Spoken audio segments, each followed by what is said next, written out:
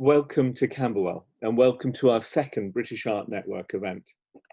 My name's Daniel Sturgis and I'm a painter and professor of painting here at UAL.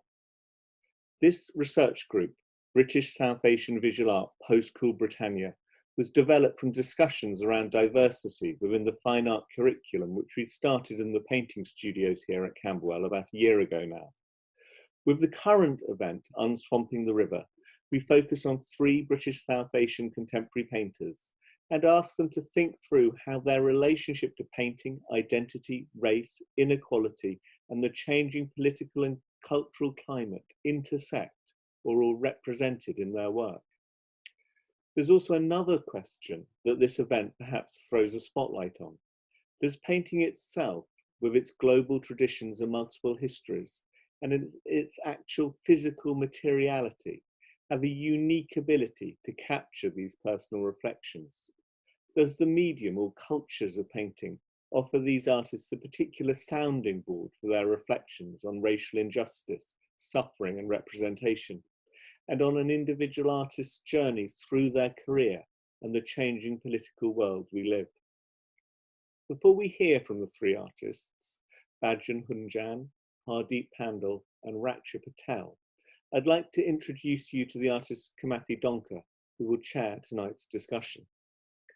Kimathi Donkor is the course leader of the BA Painting programme at Camberwell. However, the reason to ask Kimathi to frame these presentations and open up the conversation with each artist is twofold. Firstly, for the last 20 years or so, Kimathi's paintings have often focused on explorations of racial conflict and redemption.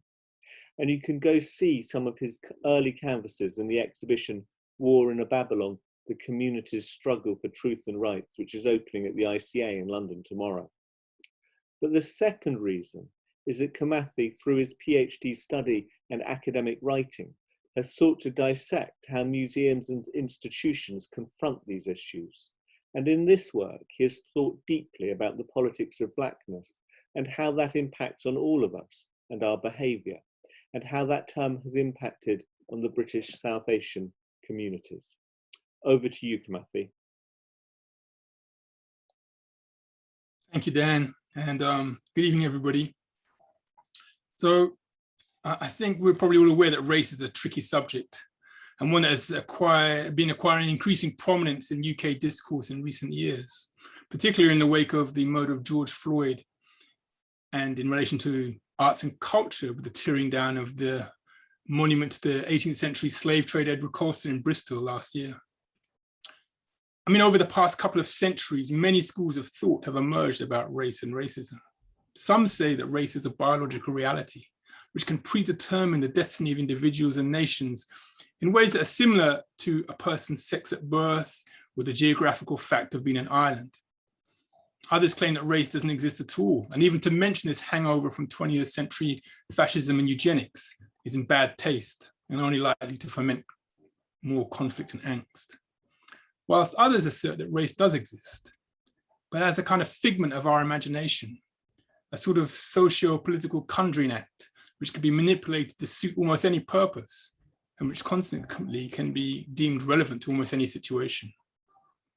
So for many artists of African, Caribbean, and Asian heritage in the UK, whether we are painters or non-painters, concepts of race have come to play a role not only in how our bodies are seen as racialized subjects in a so-called hostile environment, but they also inform how we challenge and address through our work ideas of subjectivity, identity, community, politics, culture, and of course, the art world. During the 1970s and the early development of Black art movement in the United Kingdom, artists of African and Asian heritage often combined under the banner of blackness in order to address race through their work. And this could most obviously be seen in the first National Black Art Convention organized by a group of African Caribbean art students in 1982, with Rashid Araeen invited as a keynote speaker. Indeed, one of Araeen's pioneering works was his 1970s performance, Packy Bastard, which was subtitled Portrait of the Artist as a Black Person. However, in the 40 years since then, almost half a century, that unifying model of blackness has increasingly given way to a set of more defined cultural and racial positions in which people from a range of diasporic backgrounds have foregrounded artistic identities which are more culturally and geographically distinct. However, there's also a sense that artists of South Asian heritage have not always received the level of visibility in the UK's artistic racial discourse that might be expected. And one example would be the 2017 Diaspora Pavilion at the Venice Biennale. It was an exhibition that I participated in, and it included artists of African, Caribbean, East Asian, and Iranian backgrounds, but didn't have any artists of South Asian heritage, even though that group is, you know, one of perhaps the largest diasporic sort of extra-European group in the United Kingdom. So we're now going to have, that's my little introduction to the subject, and we're now going to have 3 short presentations from each of the artists. Then we'll open up we used to call it the floor, but this isn't just a floor. We'll open up the screen, the speakers to questions, the keyboards. We'll open up the keyboards to questions. And first off, I'd like to introduce Bhajan Hunjan. Bhajan was born in Kenya. She lives and works in London, and her current work investigates the relation between abstract and representational forms, using a variety of materials and artistic mediums, with many works cited in the public realm. But for this talk, we've asked Bhajan to reflect on her artist journey, her relationship to the Black Arts movement, and the influential paintings she was making at that time. Her recent exhibitions include Arranging, Rearranging at Bow Arts Foyer Gallery and Courtyard, Cornerstone Art Centre in Didcot, Oxfordshire, which is in 2015, Dancing Lines, Glowing Spaces at the Wallingford School of Art and Art History in Oxfordshire in 2007, and Meeting Point, which is at the Leicester City Gallery in Leicester in 2001. So Bhajan, we're all ears. Welcome. Thank you very much. I really would like to thank Raksha, Kimathi, and Dan for this amazing opportunity to talk about my work. I'm particularly going to focus on the paintings which I had done mostly in the 80s, going into the 90s. Prior to that, I studied at Reading University and then went on to do the postgrad printmaking at the Slade School of Art, and also attended Central School of Art around that time because I was always trying to cross boundaries and not sticking to one particular medium. Anyway, so I'm going to talk through images and see how my journey progressed around that time. So I'm going to take you back to a particular time when I was making prints at the Slade, and they were very much quite different from the kind of work that followed. So let me get a full screen on here. So spending time in the print workshop using the medium of etching, but most of the imagery which I was using at the time was really quite about organic shapes, and they were almost like, you know, I was looking at universal issues of humankind. I was looking at creating a language in symbols using color and line. And I loved the technique of etching around that time, and was making huge, big etchings, and also creating surfaces which were quite tactile. So in these images, you would see maybe some shapes that you can recognize, but at the same time, you know, they were quite exploratory, they were experimental, but also I was delving much more into the subconscious. I was looking and thinking about dreams and works of people like Carl Gustav Jung, and sort of looking at spiritualism in art. So it was quite a universal subject matter. After my finishing at the Slade, I went back to Reading. And after taking a year off, I went back to Kenya and returned back to do a PGC. But what I also started doing was, around that time, was I curated a couple of shows, which, in fact, it was one of the first show called The Four Indian Women Artists at the Ayuk Gallery, and another show called Numayish, which was funded by GLA.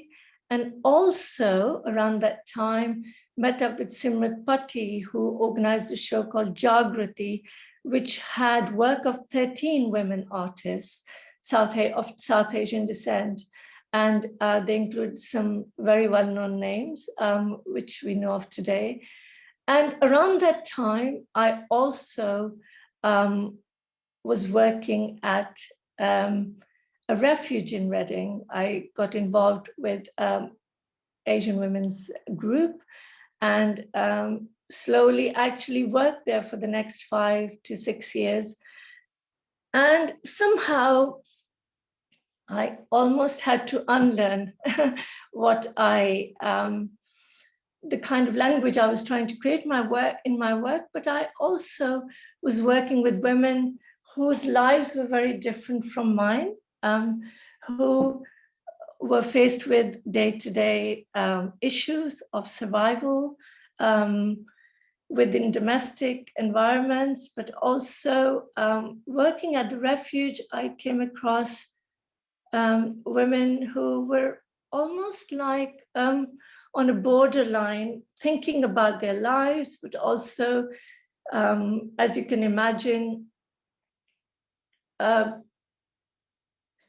being in a place where they were trying to trying to work out their lives and the direction they was going to take. So it was also a time where I stepped back and I thought, well, I really, at that time, wanted to start painting again. And also, I think somehow wanted to create work that spoke to the women that I worked with, and not only the women that I worked with, but friends and family, and also recalled a time when my mother said, well, you've spent 6 years in an art school, but I still don't understand your work. And I thought maybe it's time to go back to basics and try to create work which spoke to people.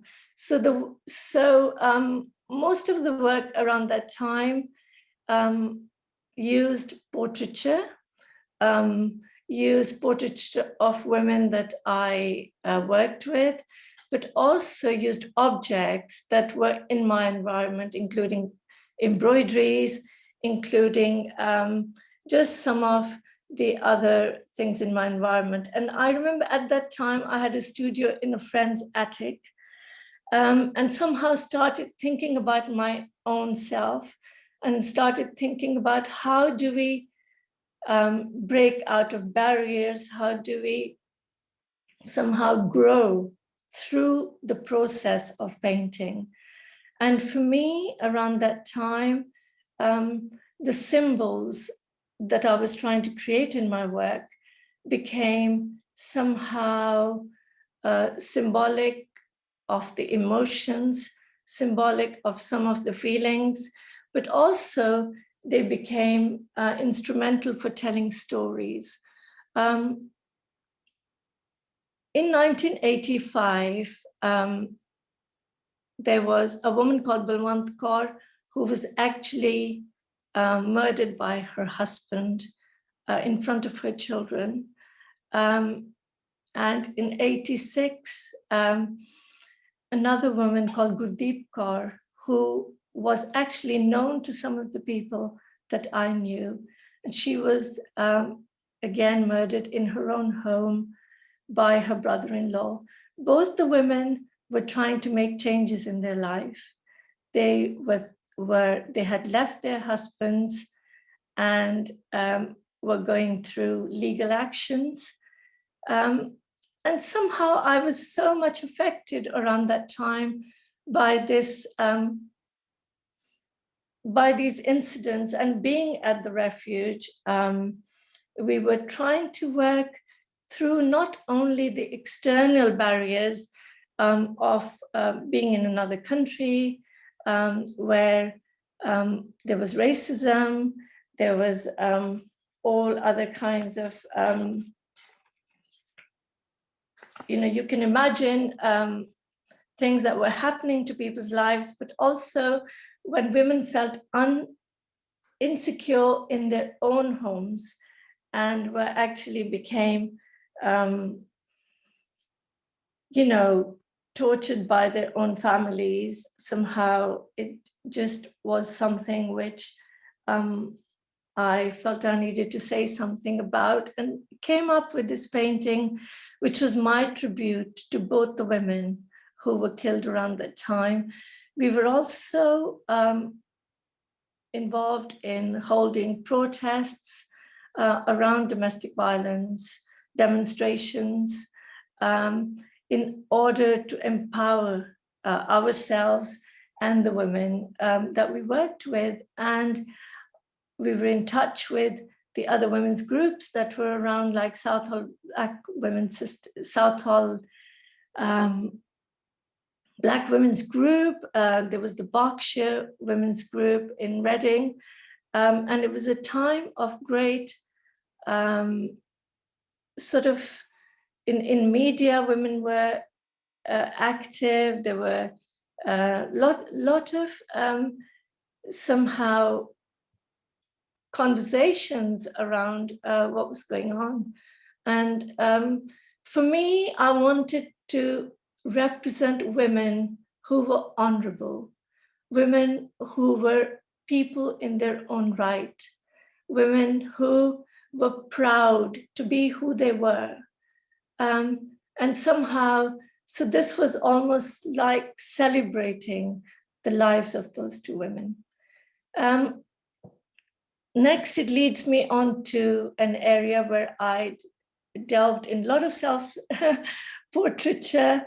We all know women painters like Frida Kahlo, Kathy Kollwitz, Gwen John. But also I was thinking about my own journey, my connection with Kenya and the soil, and the whole issue about migration. And again, trying to create a language where I used the domestic environment that I was working within, and looking at embroideries, looking at the way people felt compartmentalized in their lives. So here I'm just going to take you through some of the work which I did around that time. But this particular work was also used by Eddie Chambers when he put together the exhibition called Let the Dark Faces Come to Life. So I'm just looking at my notes here. And this exhibition took place at Herbert Art Gallery in Coventry, and it also, I think, went to one other place. So I'll just take you through some of these images. Around that time, I also had a one-person exhibition at the Aspects Gallery in Portsmouth, and that was one of the first times I also started drawing floor paintings. For me, it was a moment where I actually wanted to break out of the canvas and have people walking on surfaces. And we all know the connection with floors, especially with rangolis and other kind of floor paintings that women have worked with in the past. And this brings me to a painting called She Observed, because She Observed for me was again trying to represent women in their own space. The gaze was very important, and also the dress code. We're going back to 80s when children somehow didn't want to walk with their mothers when they were in a salwar kameez. I mean, it's something which now we 40 years on, we are very proud to be dressed in our, in our native clothes. But those days, people were feeling almost ashamed of dressing up and being who they were. And somehow the gaze for me was important, where it was, almost saying, well, I am here and this is my place and I will empower myself. I am looking onto the world. I don't need to shout about who I am, but this is me looking out. So looking at portraiture and also looking at, I was using images of women around me around that time. And I'm just trying to get to the next one, which is called The Dialogue, trying to keep, and which was, again, this was the first time I had been to India in 1989, yes. And I visited the Taj Mahal. So most of the works around that time were to do with portraiture, but at the same time, the canvases used imagery that took me to places. They were not out of imagination, they were actually existed in a particular part of the world. But also through the work, I was trying to think about my own strength. I was thinking about the conversations we have with ourselves. I was thinking about how pattern as a symbol becomes, using the idea of repetition, how it becomes a surrounding area of comfort. At the same time, it is there as a barrier. It could be there as a screen. It could be there as a window. So really leaving it up to the audience as to how they wanted to read the painting. And this particular work was then used in an exhibition called In Focus. But before that, I had a show at the Horizon Gallery in London, which showed work of mostly artists of South Asian descent. And followed by the exhibition called In Focus, which was actually, happened after the other story. And it was a reaction to the exclusion of South Asian women artists in that exhibition. Another work here called Confrontation, again carrying on with the dialogue. And here we have Dialogue 2, which was part of an exhibition which was organized for the Sawa Festival in Midlands, curated by Joginder Lamba, Amal Ghosh, and some of the other artists living in Midlands. And again, it was looking at the kind of portraiture, but using embroidery, which you can see in the right side of the canvas, but also heavily decorated from a screen which I had in my studio, but also looking at the ways in which we create these different layers to think about our lives. And also, again, about empowerment and somehow creating situations or spaces that we felt comfortable with. Painting called Amrit, which is very different from the other paintings I was doing at the time.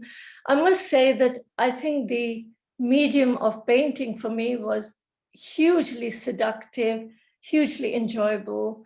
I spent a lot of time on these paintings. They were created over several months, but also in this particular one, I was using the Sikh imagery of that you saw in a Sikh Gurdwara or a Sikh temple, which is the Sikh sword, but also a pot, which there's always water in it, and it comes out on special days.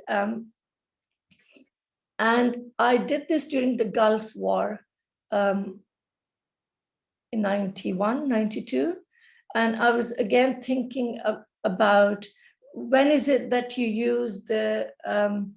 use force and when is it justified to attack a place and justify conflict. Very different here. In 92, Eddie Chambers organized a show called Black People and the British Flag. And around that time, I had met Said Adrus, and we decided to work on this piece as a collaboration. And the show was Black People and the British Flag, and we called our piece Trespassing. And it was using the imagery of the Union Jack. And this is in another place. The show was at Manchester Corner House. It started there, and also I think it was went to Leicester City Gallery. And so the negative spaces actually became the positive for our piece. And we used the colors of the Union Jack, but also we're looking at the way in which we could break that, the form of the Union Jack. And calling it trespassing, we wanted people to walk through it so that it became a piece that could be felt or experienced in another way. And so this brings us back to the last piece that I'm going to talk about, which was when my practice embarked onto public art, and this was another collaborative piece with which I did with Said Adrus. Again, it was made with extensive community consultation and social engagement. But also what happened around that time was the 9/11. I'm looking at 2001. And that was the time when this piece was just, we were going to open it, made in stainless steel, but it also had an LED panel.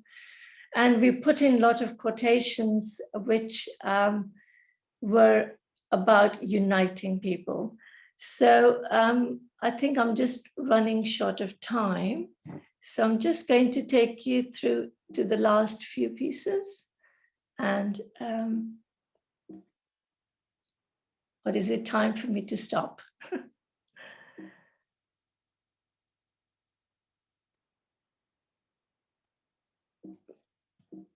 Okay, so I'll stop share here. Thank you so much, Bhajan. That was beautiful, and you touched on so many exhibitions and ideas, which I know that people want to follow up in the questions and will want to think about more. So thank you. I think when it comes to the questions, I think what we'll do is we'll gather them all for the end of the 3 presentations. So if people have questions for Bhajan or would like to ask her anything or Do please type them into the Q&A box, which is on the webinar function. So I think we'll now turn to the next of our speakers, which is Raksha Patel. Raksha is the project lead for this network, and we've been working closely together building these events and discussions. Raksha Patel was born in Leicester and lives and works in London, and her paintings and installations are rooted deeply in her sense of place as she transforms the familiar objects and views to bring out lesser known narratives through the language of visual and material metaphor. Raksha has recently exhibited in Stellatus Revisited at the Site Gallery in 2019, the Royal Academy Summer Exhibitions in 2019 and 2020, The Trouble with Painting Today at the Pump House Gallery in 2015, Forget Me Not at Pitshanger Gallery 2013, and We Were Trying to Make Sense at One Shanty Road, Bangalore in 2013. And she was included in the Jerwood Drawing Prize in 2011. So Raksha, the floor is yours. Hi everybody, I'm going to share my screen in a minute, and the paintings that I'm going to show you this evening are loosely in chronological order, starting from the early 90s when I was a student at Norwich School of Art. So I start with a selection of archive material that influenced my work at the time. These include essays, 2 essays, Hateful Contraries and Transitory Moments, both written by Pratima Palmer in 1984 and 1988. Her writing was influential to me because it challenged the colonialist thinking that stereotyped the South Asian female body. Now, in the 90s, there was a lack of material written on this topic, particularly focusing on Asian women, South Asian women. So Pratima Palmer's work was particularly important to me. The other influential thing was an exhibition that I saw called Black and the British Flag. This exhibition was curated by Eddie Chambers, and I'd seen it at the City Gallery, Leicester in 1994. The exhibition had a big impact on my work at the time because because the work I was making at the time consisted of explicit imagery of racial violence. The mid-90s was a fraught time. Stephen Lawrence was murdered. The BNP won the by-elections of Tower Hamlets. But it was also that at the same time, it was also the rise of Britpop with celebrities adorning the Union Jack. So the works in this show particularly scrutinized national pride and gave way to a series that I made in relation to Britishness, nation, identity, and power. In my early work, I felt the need to convey messages through my work, and this related to getting my political opinions out there. However, the type of closed visual imagery that I was making allowed little space for interpretation. I felt that for a wide range of audiences to engage with my work, I needed to convey visual language in another way. And in retrospect, the idea of being between two cultures, this painting is called In Between, was a myth. And it was a myth that I had been fed by dominant voices, visuals that I'd seen in the media. And today I feel that it was lazy and racist set of assumptions to place on young British South Asians, telling us that we struggled to assimilate and that we were fractured and therefore not whole and confused about where we belonged. And although there is no doubt that some people did feel torn, I certainly didn't. I've always believed that both culture and identity are in a continual flux. They change as we do. I found ideas on this supposed being between two worlds deeply problematic, as it was an attempt to strip power from those who embrace their lives and their places of heritage. I felt that it detracted from the individual and became the content of small talk. Exhibitions with titles such as From Two Worlds only reinforce cliches. The idea of sitting between two cultures lumped individuals' experiences together rather than give time to explore the nuances of how one sees themselves as an individual outside of skin and outside of heritage. In the mid-90s, the landscape in my work focused on London. It looked at the interactions that my body had with architecture, strangers in passing, and everyday objects. This allowed for a more fluid and open manner to explore ideas of place. I used my own body as a site of dialogue, dressing up in typically Western or Asian clothing. I used to fake Indian accents to see what reactions I would get from the public and use this material in my work. I became interested in ideas of perception, seeing the same situation from various viewpoints, which I would then photograph and use this material for painting. This included heightened perspectives, the overscaling of bodies, placing objects so that the shapes of them could be read in multiple ways, and therefore altering the meaning of their function. I believe that this challenged stereotypical ideas of the sexually passive and the subservient image of the Asian woman. At the same time, I was also interested in mental states, ones that exist between different worlds, in a fantastical world of the make-believe, and with one that is more outward and real.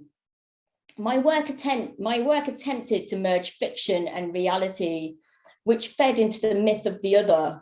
Coinciding with this work was the rise of New Asian cool, and as exciting and promising as it felt at the time, I didn't use the visually available material out there, because the set of parameters that were used in exploring British Asianness was not only decorative, but narrow and focused on cliches.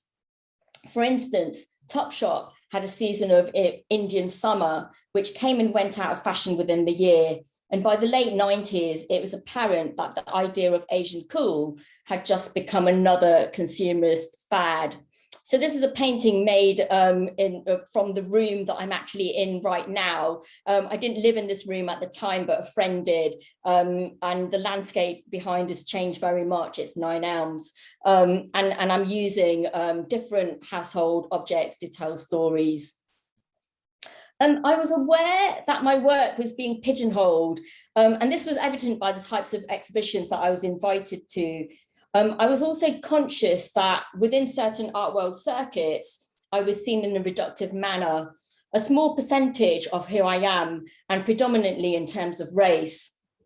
In an attempt to widen my audience and to share the multifaceted interests explored through my work, I began to explore race and inequality through universal ciphers that more could identify with. In this work, Stairway to Heaven, the single-use ketchup sachet becomes a metaphor for street violence. Its background, a shopping mall, becomes both a public and a private space, an arena constructed to allow illusionary ideas for momentary pleasure. I was deliberately painting the underlying violence in my work through a beautified lens that depicted grandeur in order to seduce the viewer. A lot of my work is rendered in a detailed, neat and slick manner on a polished ground. At the time, I was interested in how smoothly painted surfaces imitated the photographed image, and how this had the power to hold the gaze, to seduce and to draw in the viewer, allowing time for them to engage with its surface before deciphering the uncomfortable content of the work. Much of the work that I made around this time draws parallels between photography and the digitally constructed image. However, paradoxically, it also draws upon the body and landscape and the relationship between us and the natural world. This painting, shown here at Pitshanger Manor, explores notions of infinity, of life and death and regeneration. The white and the red palette stem from Hinduism, with the red symbolic of life force and the white purity or emptiness. I have used the symbol of the swastika on and off throughout my work since I was a student. I grew up drawing this symbol out of vermilion paste onto steel trays and onto walls as a blessing. Drawing this symbol with my third right finger was akin to painting. I enjoyed seeing the mark of the paste, taking the contours of my finger, making this mark an extension of my body. In this painting, I used the ancient symbol of the sun and to some degree want to reclaim what it stands for in the West and its associations with fascism. On my trips to India, the swastika became an image of familiarity and of safety. I would see vibrant mounds of vermilion powder outside temple, and the pigment would dissolve into paint with water. This transformative effect of solid into liquid, and in this case, in the painting, of light into a symbol, resonated in many levels in that matter is not fixed, it's mutable and alters as our identities do.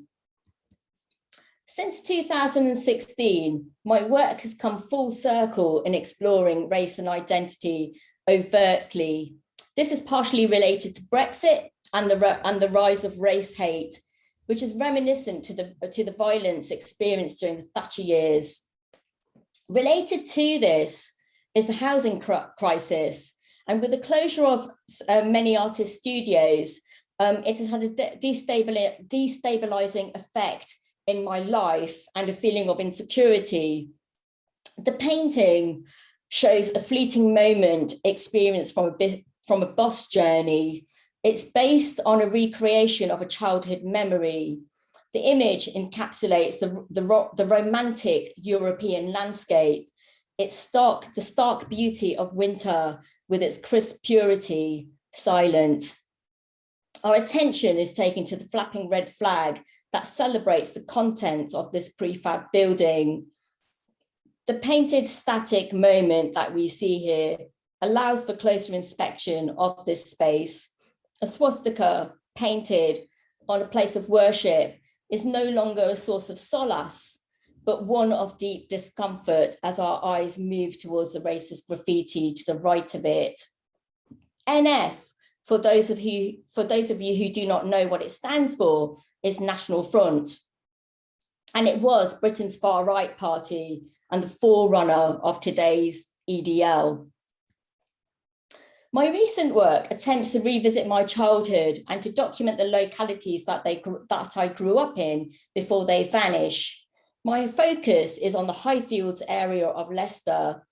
In the 1960s and the 1970s, Highfields was a diverse area, as it is today, yet historically it was an area of anti-racist protests and marches that fought workplace racism. The NF, who were also challenged, were resident in this area. So this is close to the area where I grew up in. The East Midlands was the centre of engineering, clothing, and the hosiery industry. This fell into decline in the 1980s, creating unemployment and fragmentation within the South Asian community. My recent work attempts to revisit this time, exploring the emptiness and sites of dereliction and using these as metaphors of neglect and loneliness. However, paradoxically, these spaces are coupled with a movement of vibrant fabrics that depict energy, fluidity, and versatility. The textiles in this work have become a permeable barrier between different spaces, both outside and inside. The translucent layering of these disparate elements reflects on the past and the present. Multiple spaces are seen across one plane. This includes migration histories, as well as architectural spaces connected to transience and ideas of home. The motifs of palaces and of lotuses found in these patterned textiles of this painting and the painting I'll show next reflect upon South Asian history and belief. such as the use of flat lotuses that symbolize beauty that has grown out of dirt. In these two works, British housing estates are shrouded with textiles that appear to have originated from elsewhere. The cloth is an indicator of who has access to different types of housing and housing inequality. The textiles used in this painting are difficult to place. Its patterns are a medley of different sources that points towards the complex identities that we have, our tastes, and how we choose to adorn our houses. Hidden amongst the folds of this material is Ganesh, the elephant in the estate, who once lived within the bastion of post-war neo-brutalist buildings.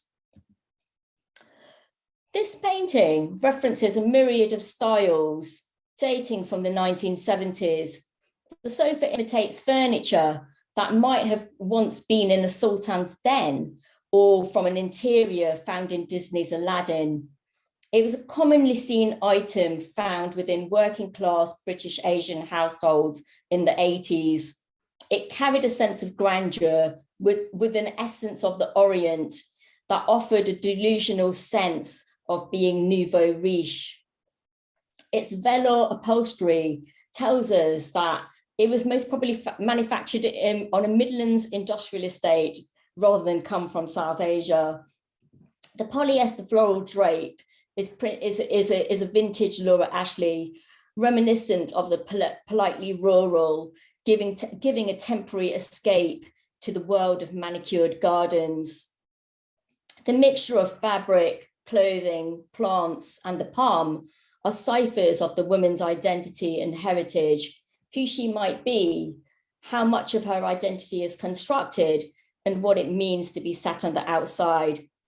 She reads a book featuring the cardamom plant, which is another one of my paintings made for the Royal College of Physicians, which was a commission that explores the historic exploitative trade of spices.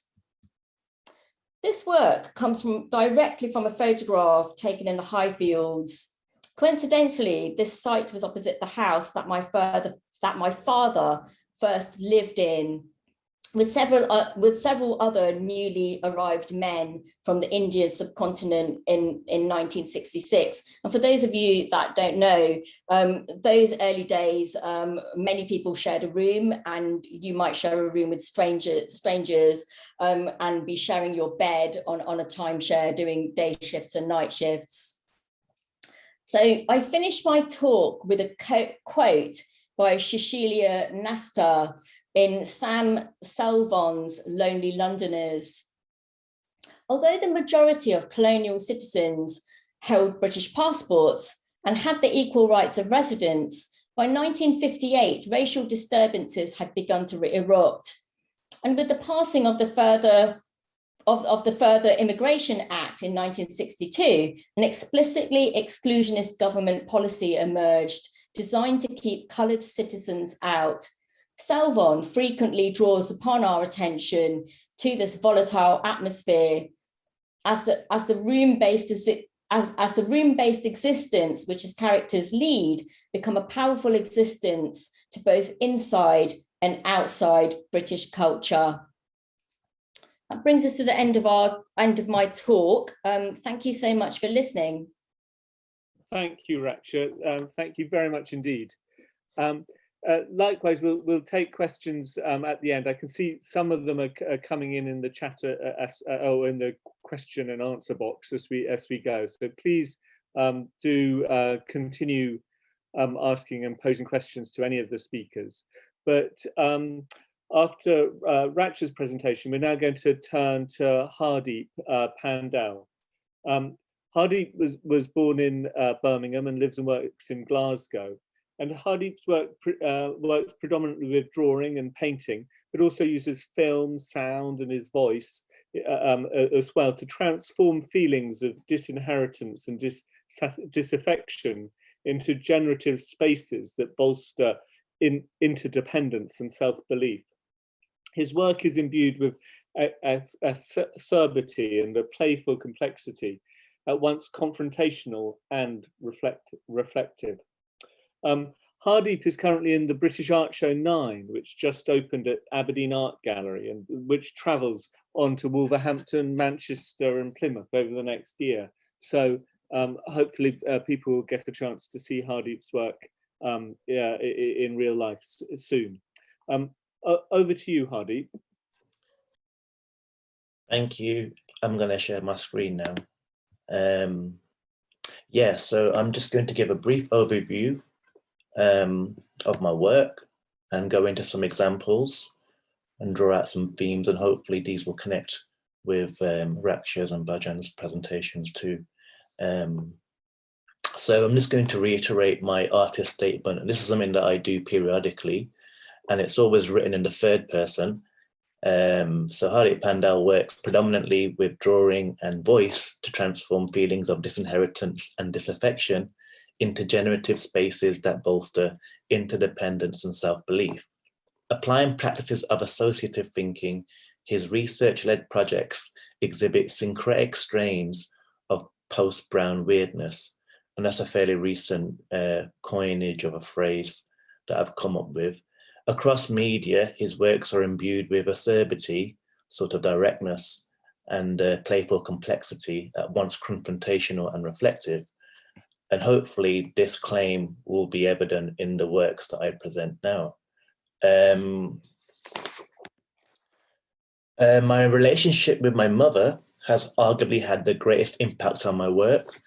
My efforts to bridge the cultural and language barriers between me and her, she doesn't speak much English, and I've only recently begun to learn Punjabi, have resulted in our collaborative knitting and stitching works, which are created in the family house. But I also consider that the suggestive or elliptical text and voice, essentially gaps or omissions in communication, for example, in my drawings and other works, comes from the lack of direct verbal and textual communication between us.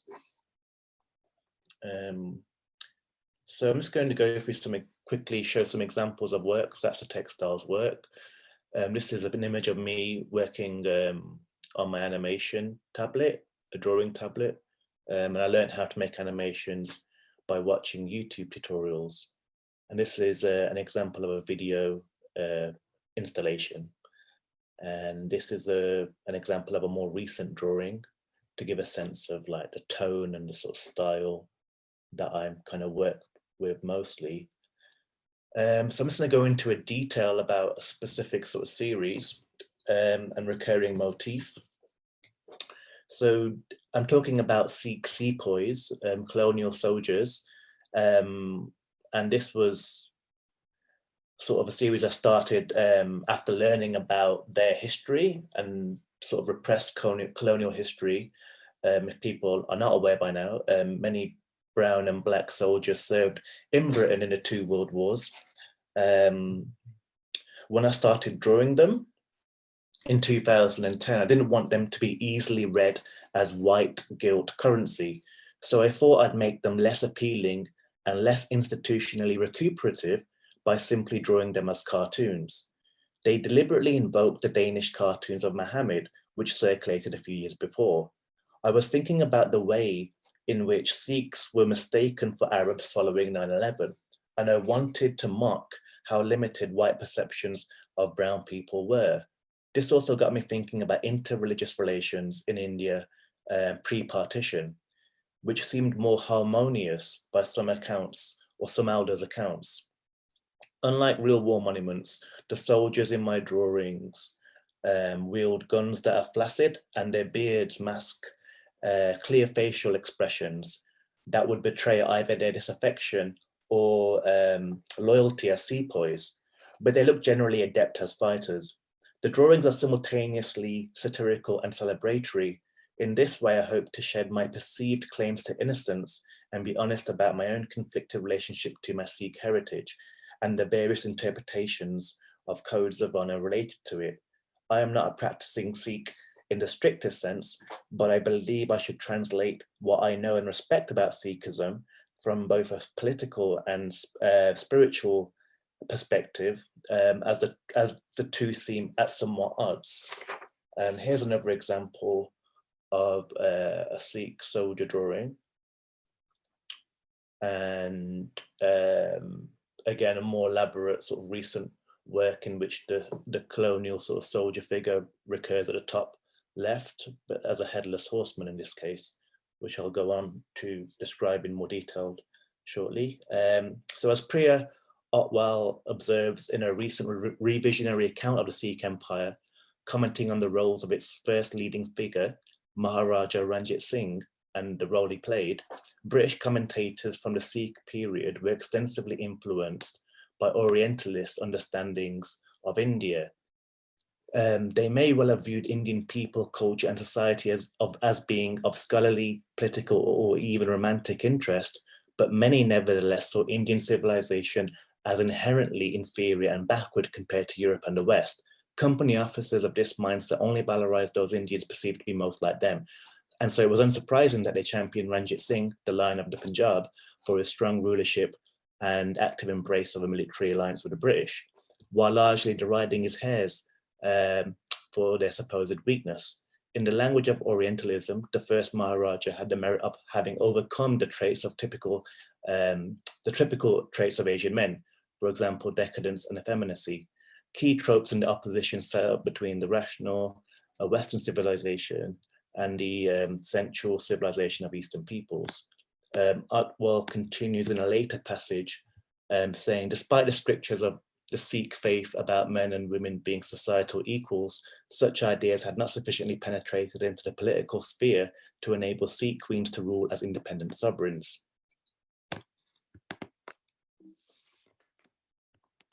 This is an example of the figure I referred to in an animated form.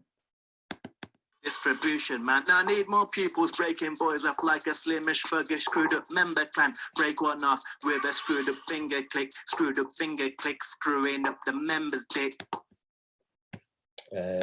And that's the figure again.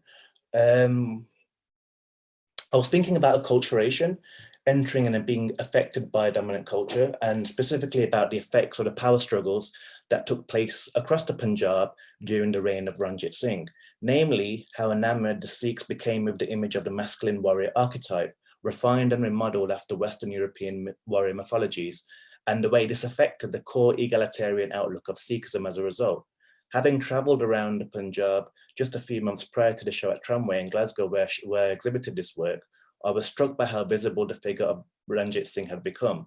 Statues of the one-eyed sovereign proudly saddled on his cantering horse abound in Amritsar. These statues are referenced in the motif of this headless Sikh horseman who I mentioned before, and this recurred in the film works and like drawings that I've been making recently. The motif was a conflation of Ranjit Singh, who I mentioned earlier, and Baba Deep Singh, a religious martyr whose decapitated body, legend has it, continued to fight the Afghan army during the 1757 Battle of Amritsar. I envisage my figure as a prototypical fantasy character who I hope will one day find home in a dark, Sikh-inspired sword and sorcery universe created by me and some friends. Images of auto-decapitation and supernaturally displaced heads are open to multiple interpretations. I like to think of these motifs as conveying emasculation, ejaculation in a sort of speech, oral sense, or orgasmic sexual sense, but also an openness to inexplicable or beheaded forms of consciousness. Essentially, it's about losing one's heads and becoming headless and more egalitarian in spirit. I think my approach to these subjects elicits the appropriate sense of unease I'm interested in exploring, but it requires a lot of curatorial risk and care to make possible. Perhaps my references are seen as too specific. These are examples of a recent video work. And it's a sort of fiction that I wrote, which takes place in an imagined cursed art school where inherited issues of racial and sexual representation emerge. Written by me during lockdown, the two-part video features voice acting from my peers and close friends, rehearsed over webcam and recorded remotely. The first part, visualized as an animated storyboard, drawn and arranged by me, revolves around delicate exchanges between an art student and an art lecturer. References are made to Richard Dyer's book White from 1997, with particular emphasis on Dyer's reading of white femininity in the TV series A Jewel in the Crown of 1984. All of this is conveyed through the fictive research of a student character in my film, who proposes a subjective semblance between white women and South Asian men. And in my film, the tutor character seems to be somewhat hesitant in regards to fully digesting or accepting that claim. The second part records an instructional lyric video comprising rap vocals delivered by me to a horrorcore rap beat composed by Glasgow-based musician Joe Howe, alongside animations made in response by Nottingham-based graphic designer and cartoonist Stephen Sadler. In addition to navigating the discrepancies between oral and official histories, this work explored the reluctance and betrayal felt in the telling of stories around interracial conflict, cultural humiliation, and childhood trauma. In a new work entitled Colouring In, a coming of age story, in parentheses, colorblind edition, I present an urban fantasy across writing, drawing, and sound that tells the story of a brown man on a collective quest to see a black metal gig. The quest culminates in a battle between him and his party and a group of racist black metal fans, climaxing with tentative stomps to the head of the central character. Adopting a textual format of a typical role-playing adventure, I started with writing a short skeletal origin story to a life comic that will be periodically written and illustrated during the remainder of my life.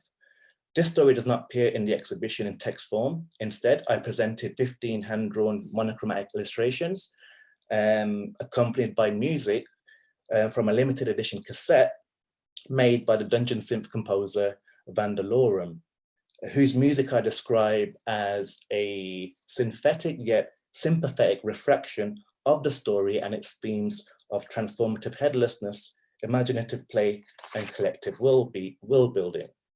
I'll just put in some examples of like fiction and books that I think have been quite important to me in regards to developing ideas around restoring and making myths and fantasy writing. I'm into fantasists who can arrest and transform barriers to speak beyond their respective subjectivities, offering genuinely edifying forms of interdependence in their worlds. These texts bear testimony to the risk-taking necessary for radical restoring. Myths are renewed convivially through the idea of fiction as protest. Traumatic wounds aren't simply erased or healed, but take on the appearance of keloids or open wounds, gradually becoming more monstrous and complex in processes of becoming. They confront and work through emotions caused by dispossession and dislocation.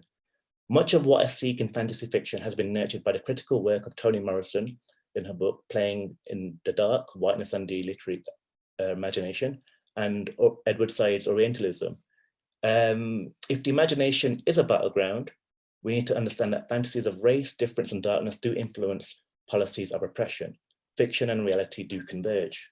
And I'm just going to close with an example of a sort of book that I'm currently reading, which sort of explores ideas of fictioning and towards in art practice. And this is a book called Fictioning: The Myth Functions of Contemporary Art and Philosophy. And I've been thinking a lot about the rhetoric of institutions in trying to sort of address issues. And I suppose I'm interested in like going beyond the rhetoric and writing new things in my work. So that's me done. So I'm going to stop sharing now. Thank you very much, Hardeep. Thank you. I really appreciate that very deep presentation. Indeed, the presentations of all three of our guests today. Before we open up questions for the floor, and I know that people will be very eager to give some questions to you guys. I just wanted to ask a few cheeky little questions of my own, which may or may not contribute to the debate. See what you make of them. And I'm going to kind of take them in the order of the speakers. So my first question is for Bhajan. And Bhajan, it was very clear from the paintings that you've shared this evening that figuration and abstraction were two sort of streams of thinking which produce a kind of parallel vision on your canvases, you know, in the period which you were talking about. But you know, having done a little bit of research into your practice, obviously, I can see that in recent years your work has become increasingly invested in the sort of abstract and symbolic motifs. And I'm just wondering if you could take a moment to reflect on why you've not been tempted to revisit figurative representations of the body in recent years. What's made you turn away from, or not turn back, perhaps? Actually, Kimathi, I have been thinking about going back to figurative work. Tell us about it. That's a really interesting question, because somehow revisiting the work, you know, I've kind of thought maybe I ought to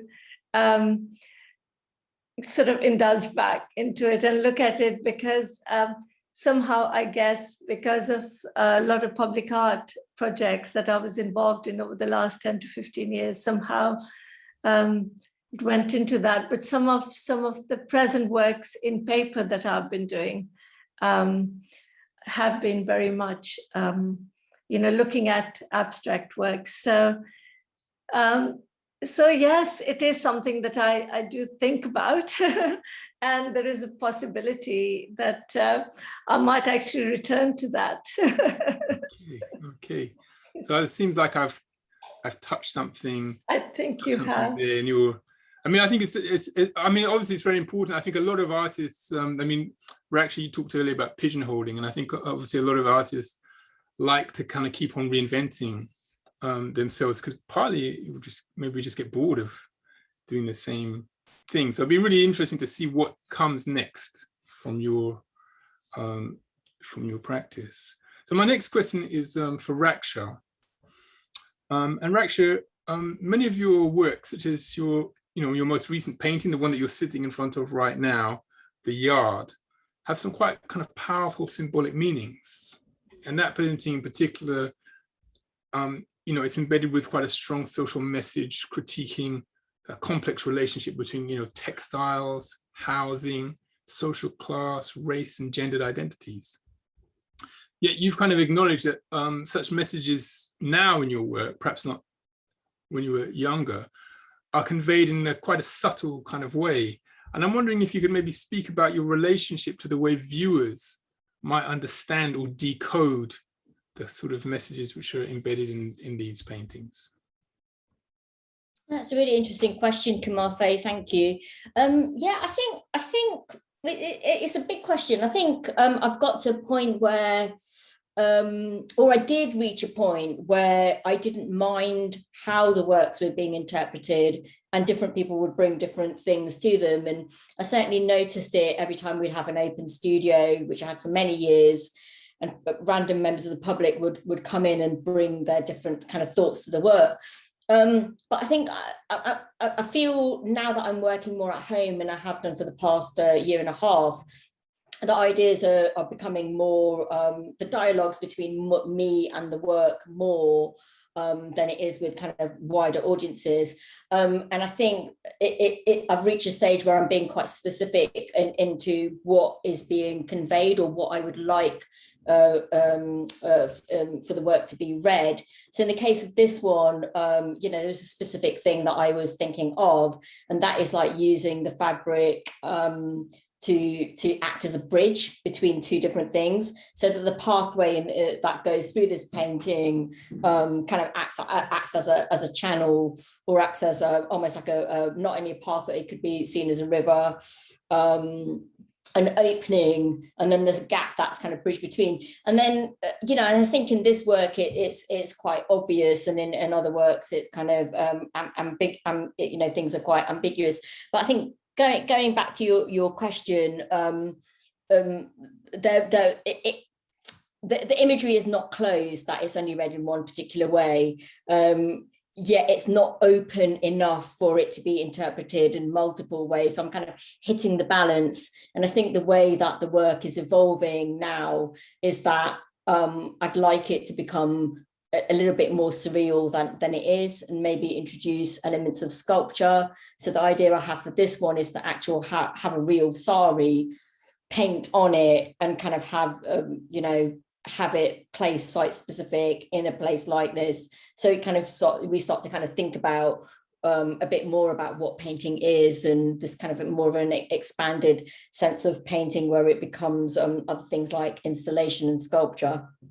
I'm not quite sure if I've answered your question. Yeah, no, definitely you have, you know, and it seems like that I suppose one of the things about your work anyway, and indeed all three of you, is that the work is complex. And I suppose in some respects, even if you try to sort of close off avenues of interpretation, the work sort of escapes from that in any case. So it's always a kind of different, I suppose, an interesting relationship, isn't it, between what we think we're doing when we're making work and what we think might happen when it sort of goes out into the world. Exactly. And I think sometimes, you know, I finish a painting and I don't know actually what it means until, you know, a year or two later. And it also takes a year or two for that idea to brew in the first place. Loads of ideas come to mind, but I feel like they're not kind of cooked enough, if you like, or they don't make much sense to me. So once they kind of make some kind of sense, I can paint them. But then, like you said, what emerges is like, you know, it's like painting is like magic, isn't it? We don't know really what's going to happen until it kind of takes place, or at least in the way that I work. Okay. Thank you very much, Raksha. I'm going to move on to Hardeep now. Hardeep, thanks again for your presentation. In my eyes, some of your work seems to draw some of its stylistic references from the world of comic books and cartoons. And in particular, I'm reminded of American pop culture from the 1990s, such as Beavis and Butthead, or The Simpsons also. And The Simpsons in particular has a South Asian character, I'm sure you're aware of, Apu, who's been critiqued as a kind of racial stereotype and an instance of brownface. And you've also spoken about, you know, the Muhammad cartoons. I just wonder if you could speak to us more about how the visual aesthetics of your practice might be considered as a form of resistance or counter-appropriation. Yeah, I think in some ways, I feel like the idea of working with cartoon imagery in particular, and it's other artists have done it as well, is to sort of maybe make a comment around what's high and what's low culturally, you know, and yeah, referencing sort of video games or comics or taking that form. And even like with music, like I've been making some rap music, and then I talk about this dungeon synth music. Again, these are kind of like, they're not classical, they're not sort of traditional, they're not like deemed to be high cultural sort of like forms by some people.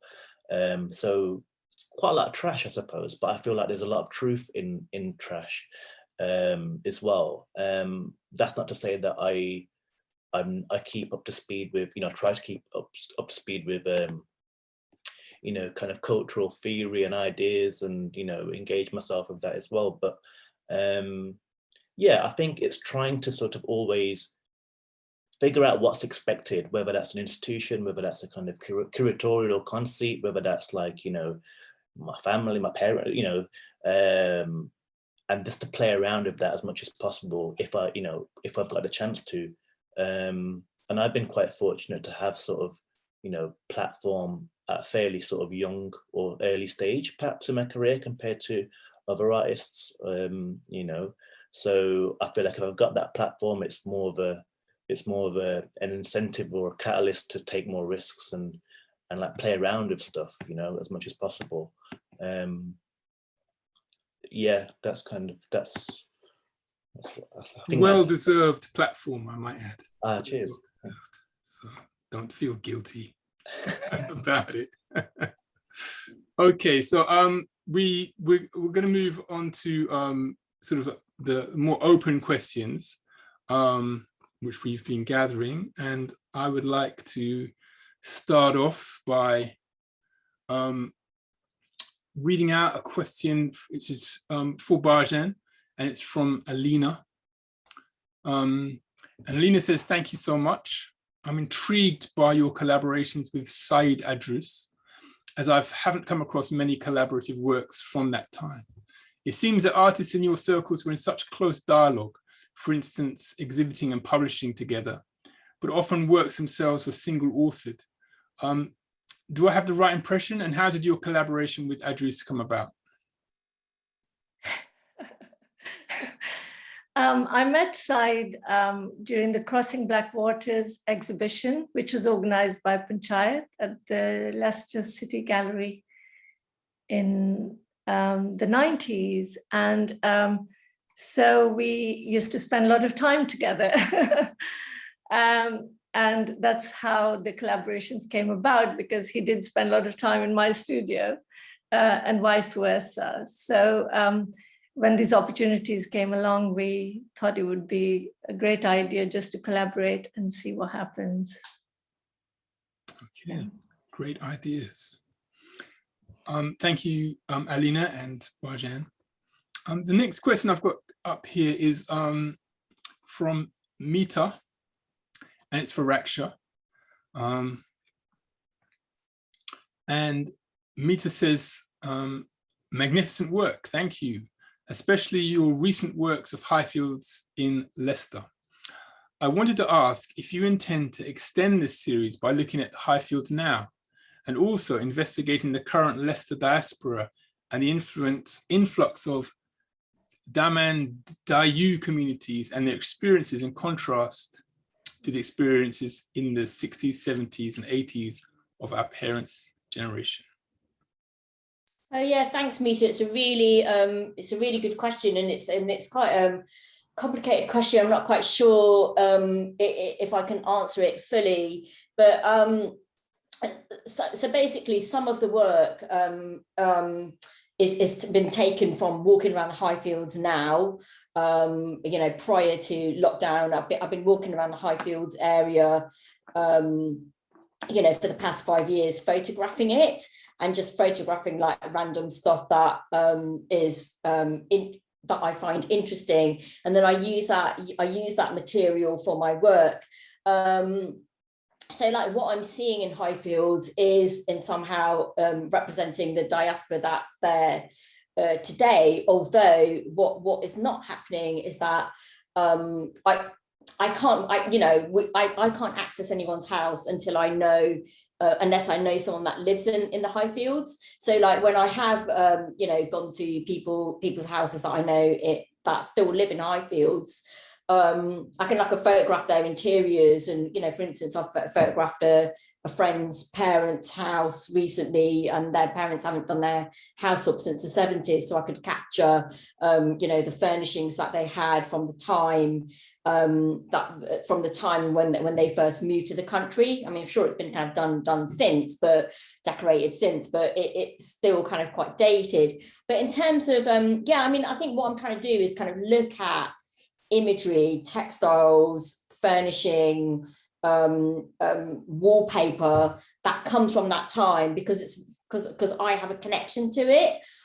But in terms of like documenting Daman and Diyu communities, I'm not sure. It's not something that I've thought about, and that's partly because I'm not fully kind of engaged with their communities directly. You know, I pass people on the street, and I live nearby many people from Daman and Diyu, but I haven't kind of like entered their homes to kind of see the way they live and see the things they have. And you know, much of my work does come from like the interactions with place.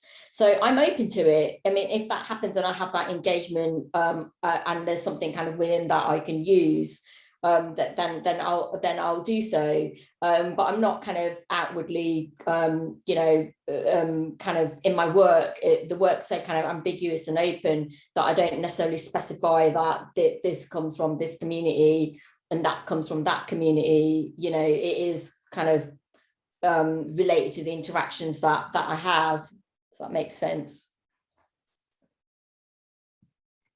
It made sense to me. Raksha. Thanks, Kimathi. It made sense to me too as well. I think so. I think it would have. Okay, so the next question is from Naira. And Naira says, thank you for sharing your work. It's been very insightful. And this is for everybody on the panel. So we get a triple answer from this one. Colonial continuities are again evident nowadays and remind us how necessary any anti-colonial and anti-racist resistance remains.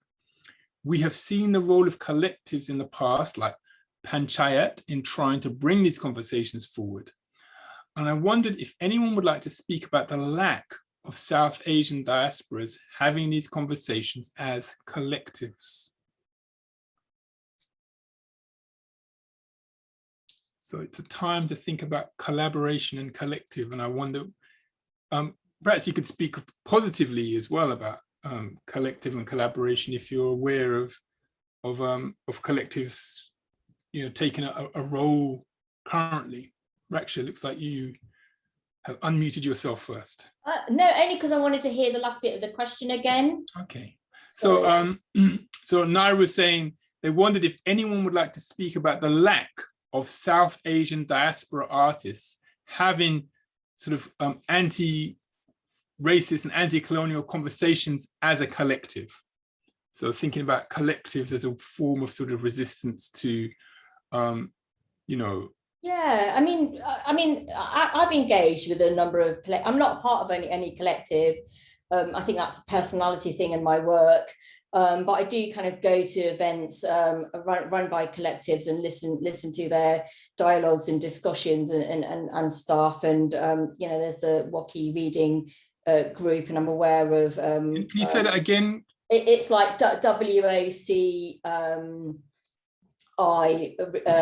Women of colour, it's like a reading group, and then there's the WAR collective and patchwork archivists, and so there's a few kind of like you know, collectives kind of taking place. But I think one of the things that I'm aware of, and it came up when we made the application to British Art Networks, is that the conversations that I had within the anti-racist and the you know, the post-colonial discourses that are taking place in these collectives are still on the fringes. They're not kind of taking center space. So unless you know about them, you won't be able to, you don't really get to engage with these collectives as much. So they definitely need a higher platform and more visibility. But the other thing that I noticed within them, and this is not a negative thing, is that the collectives tend to be from a younger generation than an older generation,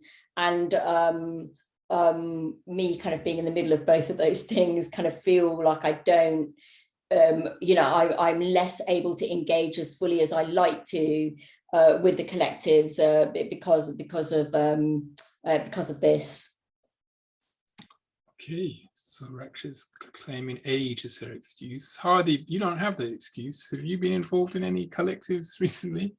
Not formally. I suppose like a lot of the work is collaborative, and it involves a bit of deferral in terms of ideas and input, for example, music. And I enjoyed that exchange. I'm in touch with people about specific things like, where, you know, video games or books, or, you know, it seems quite natural, you know, at the moment. But yeah, who knows? I mean, I feel like perhaps when I was a bit younger or earlier in my practice, there was that sense of like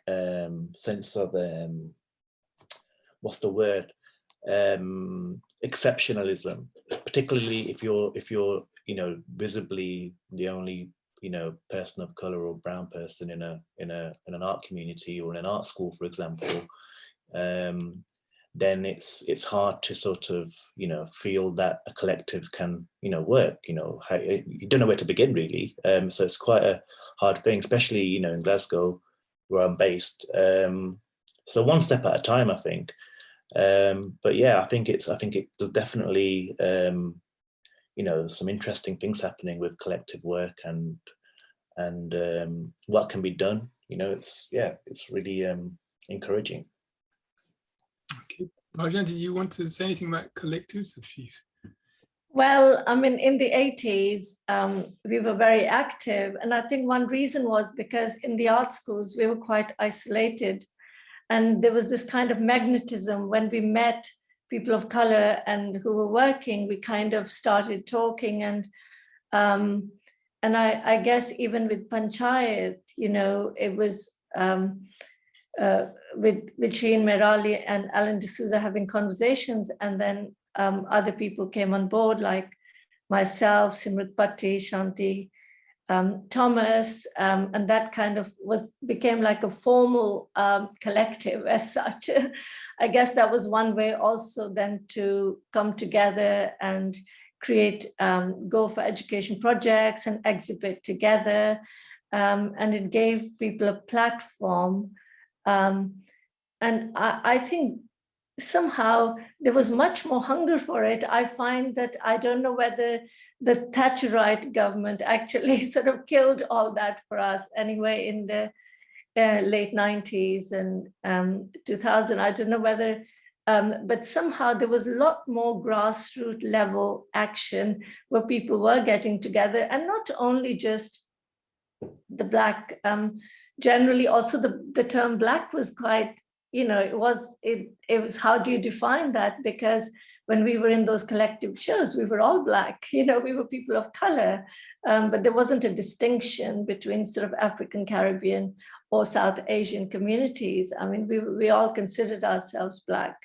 And then obviously, I think maybe as a lot of, in the 90s, there were lots of cuts to voluntary organizations, and somehow I think people need to survive as well. And those things fizzled out somehow. But I think there's great strength in collectives and conversations, and somehow I think sometimes people ask me, how many people are you in touch with, when you were all together? And there aren't that many people. And although, we work with the younger people or have conversations, and somehow I think the brilliant thing is now having those archives. I mean, we have the Sadar archive at Birmingham Museum, which is looking at archives from certain first generation period, or we have the Panchayat archive at the Tate, or other archives, which people can probably feed off from the time of what was happening. But it would be great to see younger people getting together, and maybe it doesn't matter with age. I think still, I think people do get together when there are shows, or when we know of, and there is a close connection, I think, with people of, people of color generally. I think whether they are collectives or not is another matter, whether you formally become a collective, but I think there is still a lot of, there's a function there for people to connect and work together. Thanks very much, Bhajan, for those insights and for sharing that experience as well of your own sort of relationship.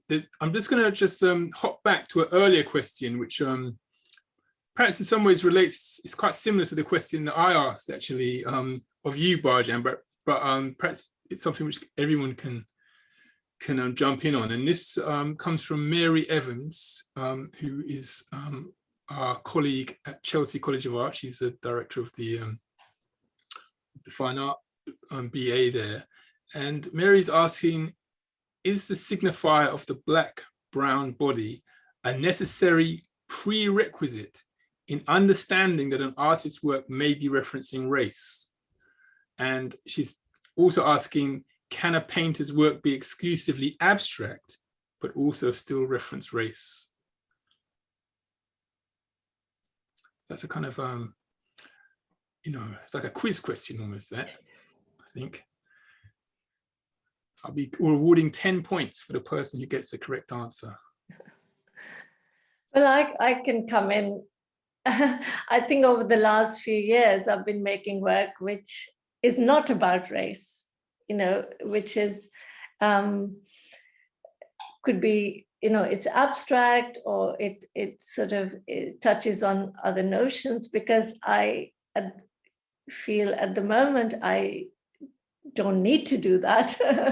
And I think maybe in sort of with a particular career of an artist, there is a time where you need perhaps to deal with that, because those are the issues which are very close to your heart, and those are the ones that you want to put across. So I think with whatever you put out there goes hand in hand with where you are at in your own life.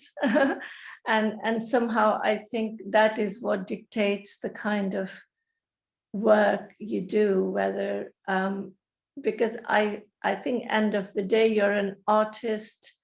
Maybe you need to say something, but I think end of the day you're an artist. For me, it was always about passion and about being an artist. So what I was trying to say in my work was secondary. It came later on. It was about a creative process that was important, I think.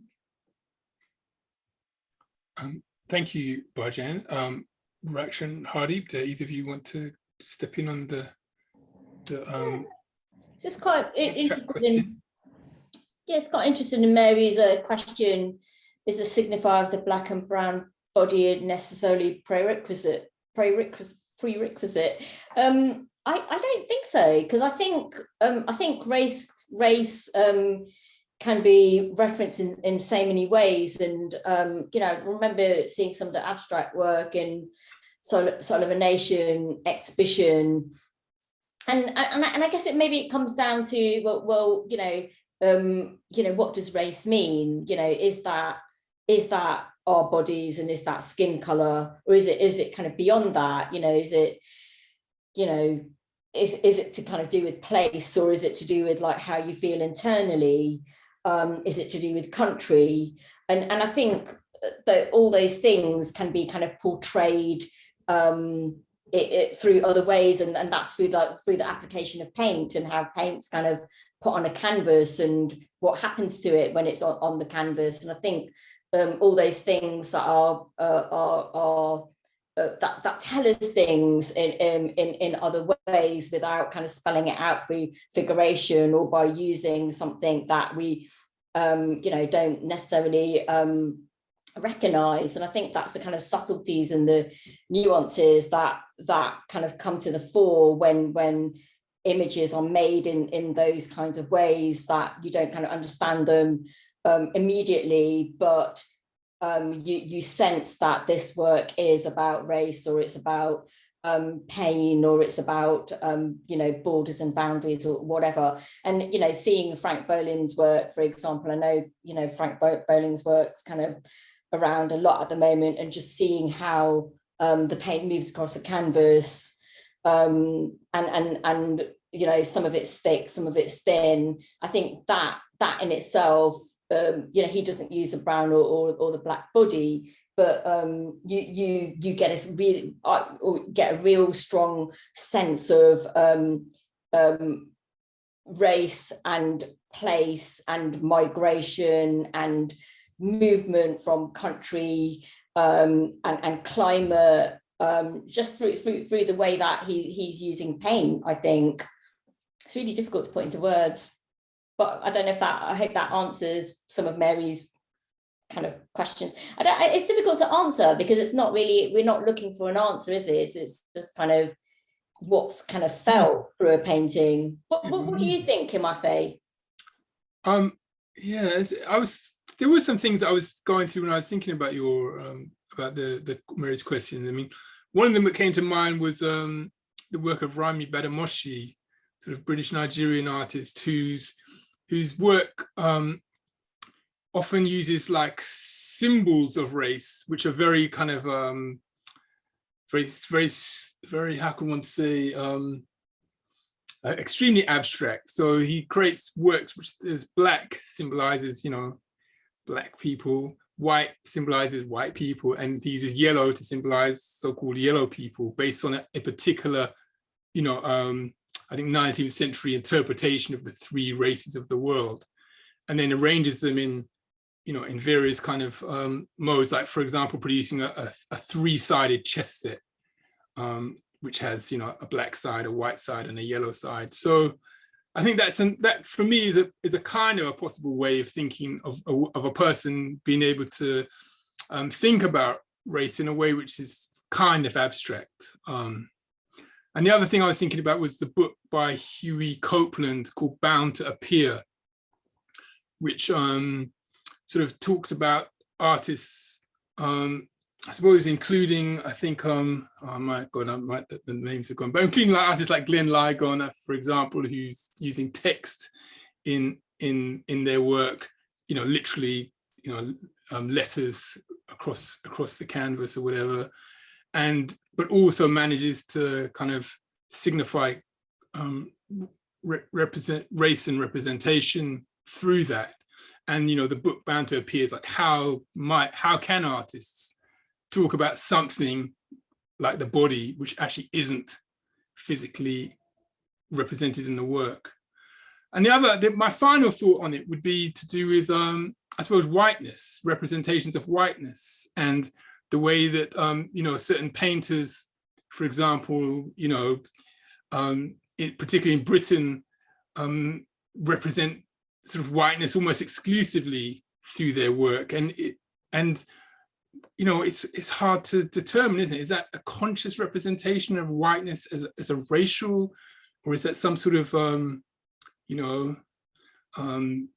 and I hate to use the word blind spot or lacuna in their work. So that for me is also an interesting question, and something which I think particularly white painters or white figurative painters are very rarely interrogated about. All of your people in your paintings are all white. Why is that? Is that some kind of thing that you've got? You don't like us? So yeah, I think it's certainly a really fascinating question for Mary. I don't know, Hardeep, did you want to come in on this? Yeah, I mean, I agree with everything that you've said. Yeah, I suppose like my immediate answer would be, the first question, that it's not necessary. But yeah, I agree with you. And the whiteness works by not really announcing itself. It becomes a kind of nebulous standard.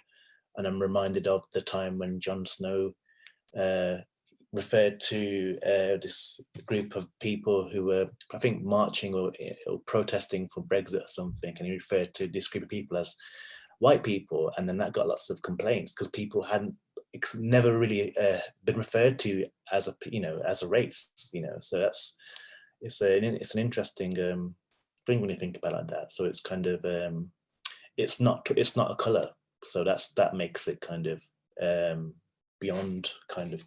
It makes it the standard or something.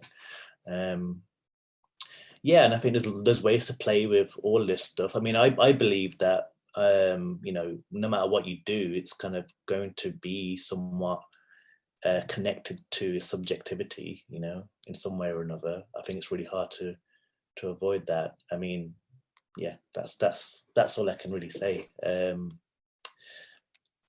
Cheers. Absolutely. No, thanks very much for that answer. Okay, I'm gonna just quickly scroll through because we've still got time, and there's other questions which have appeared.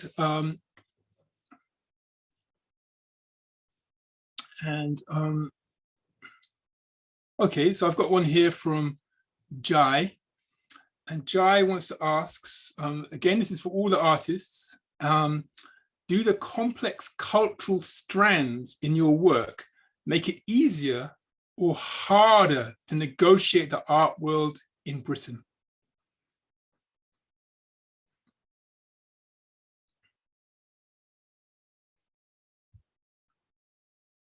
Who wants to jump in on that one? Is it harder or easier? How might you know? It's kind of an interesting one. Because it's the kind of thing you could maybe conduct a double-blind experiment on. Like do one, it's like one of the things, like you could have like two art personas, one of them me, and then the other one someone else who just paints kind of Hockney paintings, landscapes. Which one becomes more successful? Or is Hockney's landscapes, perhaps they are complex cultural evocations of race, a romanticization of a particular kind of landscape. But I'm asking you, Hardeep, Raksha, and Patel, is it easier or harder? So can you just repeat this question a bit? The question again. I was waffling too much. I'll give it to you again. And it's been a long night, isn't it? It's been a long night. There's a lot of words. We're all flagging and we're all getting tired. We're looking at the clock. Only a few more minutes. Do the complex cultural strands in your work make it easier or harder to negotiate Britain's art world? I think like I felt sometimes that I'm repeating myself or like having to sort of explain, what appears to me kind of like basic stuff. And often I think I've put in kind of like naively, I've assumed that working with curators that they don't need certain background. I'll just assume that they will kind of, if I say a term, I assume they'll go out and like look at it or ask the questions or do the work essentially. But I've proven to be sort of wrong in that assumption because you do have to sort of explain things and like do the groundwork and repeat yourself, and it can be tiring and it can cause a lot of fatigue and a bit of it can be sort of it diminishes your motivation sometimes as well. So but I think like if you can just push the complexity in whatever form and honesty as well, that's the big thing that I feel like I'm kind of more about is just being honest about stuff and like about your own self and what you think things are, and even if that means you kind of like might get into some really murky territory with your work, it's fine if you're kind of saying that this is where it comes from, an honest place. Thank you for sharing that, Hardeep. Raksha, what about you? I mean, do you think it's easier or harder what Jai described as complex cultural strands? Does it make it easier or harder for you to negotiate Britain's art worlds? It depends, because like the art world is so complex, and there's so many different kind of art worlds within the art world, and it depends who you're kind of collaborating or talking or sharing your work with. For me, I think the more complex the cultural strands in the work are, the better, because then that gives the opportunity to kind of to talk about the complexities. And I think maybe I don't know. I think maybe in the past it was less complex, and maybe there was a feeling that your work had to kind of explain to a white audience that doesn't get it, or trying to kind of educate a white audience. And I think personally for me,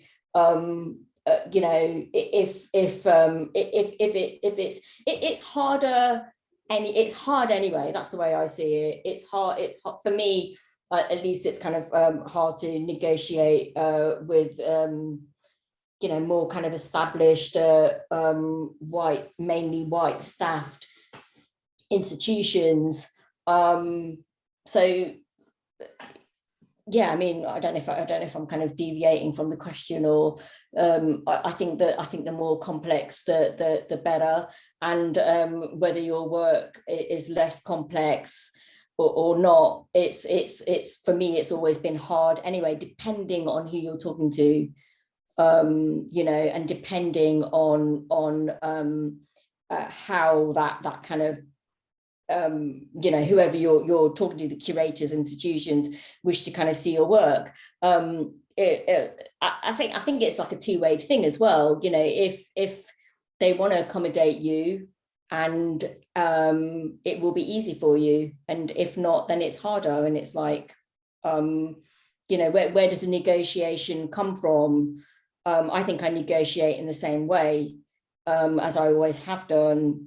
I've tried many different ways, but on the whole, I can't change who I am and the way that I present myself. I'm not going to, like Hardeep was saying, I'm not going to pretend to be something that I'm not, and I'm going to be honest and present my work in you know, through in the way that I'm making it and who I am. And if that's difficult for some people and difficult to penetrate, then fine, you know. I'm not going to kind of make it nice on a platter for anyone.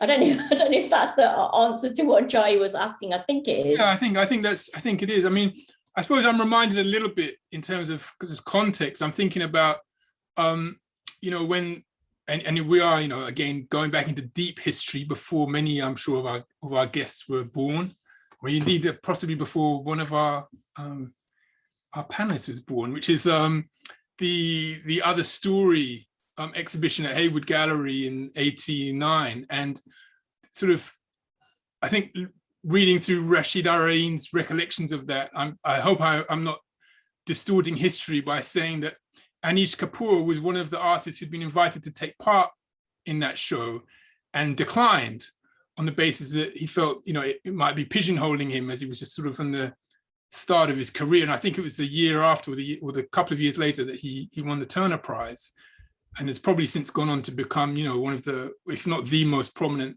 artists of South Asian heritage in the world. And yeah, so maybe that sort of speaks to a moment then, you know, obviously quite a long time ago. But anyway, Bhajan, you know, perhaps you can recall that moment. I don't know. Am I wrong about Anish, Mr. Kapoor, Sir Kapoor?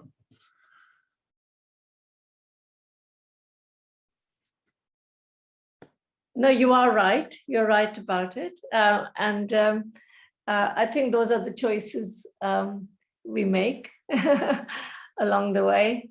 I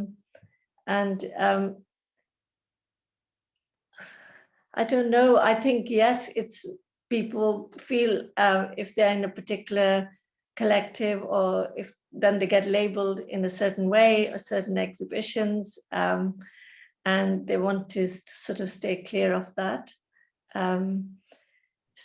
Yeah, I think he's quite an interesting example. But then you also have, I don't know, you also have many artists from the mainstream who actually have lots and lots of problems trying to get on any platform, you know. So I think it's quite hard out there anyway. And maybe because if our work deals with race, or you somehow get pigeonholed in a certain way. But yes, I think end of the day, if you're honest about what you're doing, people will hopefully come around to your way of seeing, because that's the strength of your work. I mean, the works that I showed, they were of a certain time, and I still feel that they haven't really been looked at in sort of those kind of, you know, yes, they were in collections, or they were seen in a lot more regional museums. But I think when you're talking about sort of London and those art scenes, or I think that's another ball game altogether. Okay, thanks for sharing that, Bhajan. I just have a, I think it might be one of our last questions. It could possibly be the last question. It's from Marie Claire. And Marie Claire is asking, how can the percentage of art students from various cultures other than European be increased in colleges in the UK so that everyone benefits from cross-cultural ideas and visual culture in the UK can expand? So it's an art school question. I wonder who would like to take on the student art school question. I can repeat it if you like, as it's the last one. How can the percentage of art students from various cultures other than European be increased in colleges in the UK so that everyone can benefit from cross-cultural ideas and visual culture in the UK can expand?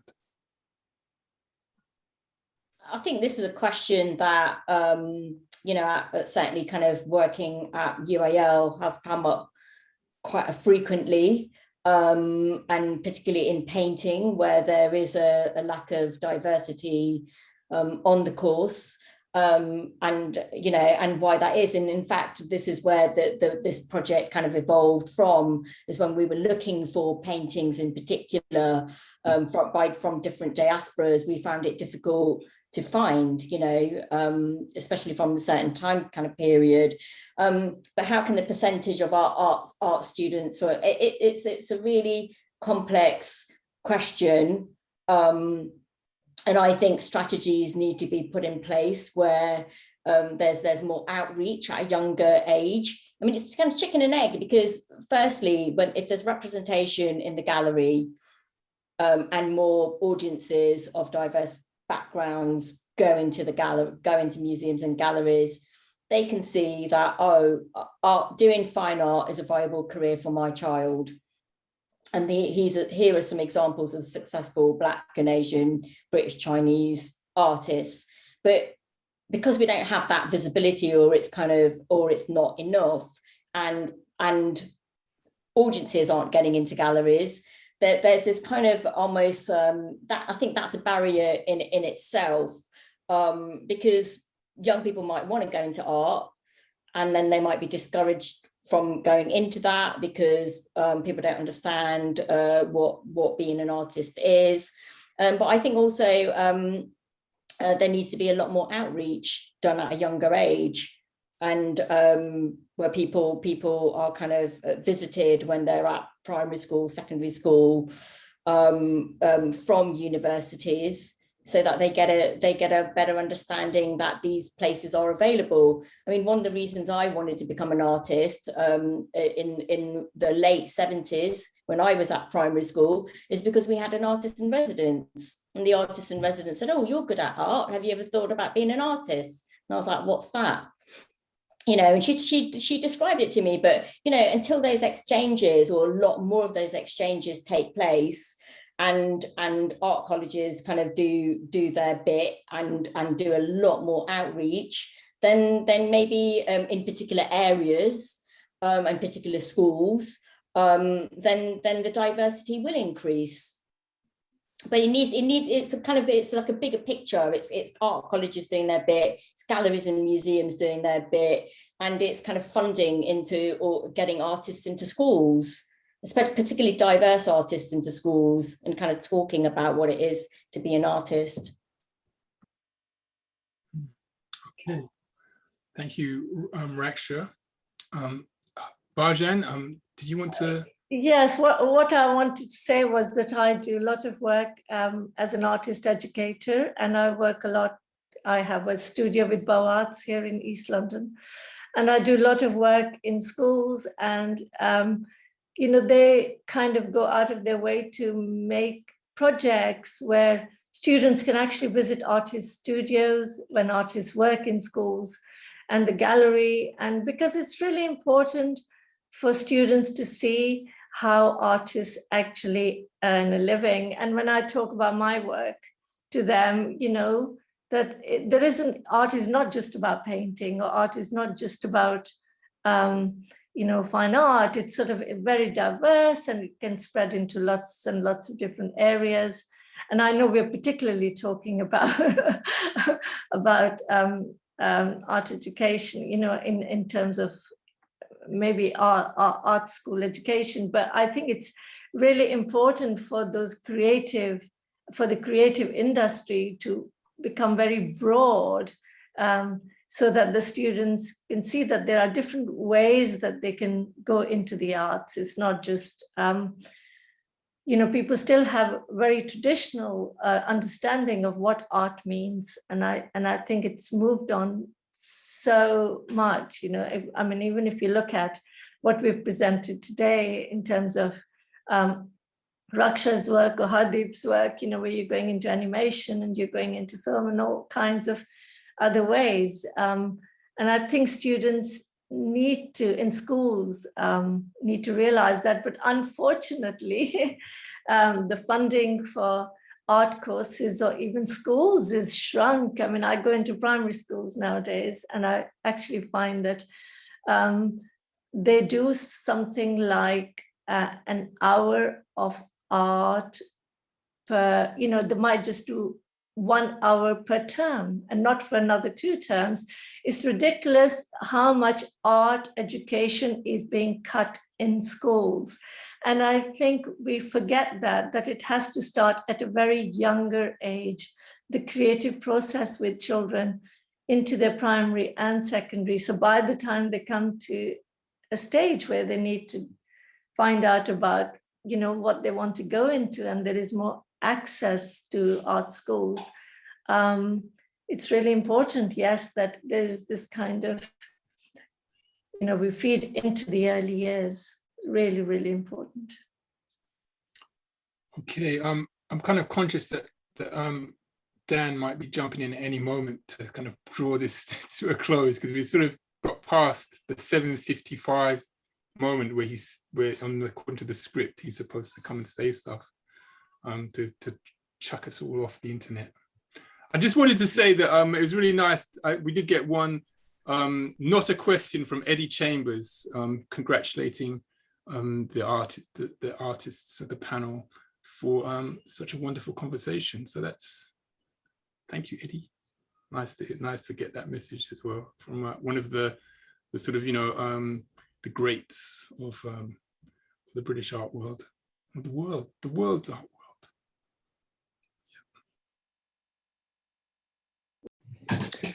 That's correct, Kimathi. It's now, I'm afraid, time to draw things to a close. But honestly, what an amazing series of talks and conversations. And honesty is one of the things that's run through it in a really profound way. So I'd like to thank you, Kimathi, for chairing the conversation so well. But really, I want to extend more thanks, I'm afraid, to Kimathi, to the presenters, to Bhajan, to Raksha, and to Hardeep for the presentations about their work, which was short but very rich and deep. And I know certainly that many of the ideas and questions that have come up tonight will be discussed in other British Art Network's events. Specifically, the discussion around abstraction will be forming the basis of our next event. But it's 8 o'clock. We promised to end on time, and we are. So I'd like to thank the presenters again, the attendees for coming, the Camberwell Public Programmes team who are behind the scenes and helping make everything happen. And to say to everyone here that if you didn't make the first talk, it is available online, as this one will be shortly on the Camberwell College of Art's YouTube channel. So thank you. Thanks very much. Good night, everybody. Take care. Thank Bye. you, Kimathi. Thank you, Dan. Thanks, Bhajan and Hardeep. That was great, really great evening. And thank you for everyone that attended as well. Thank you. Bye. Without the applause, it's not the same, is it? No, we could do an applause if you want.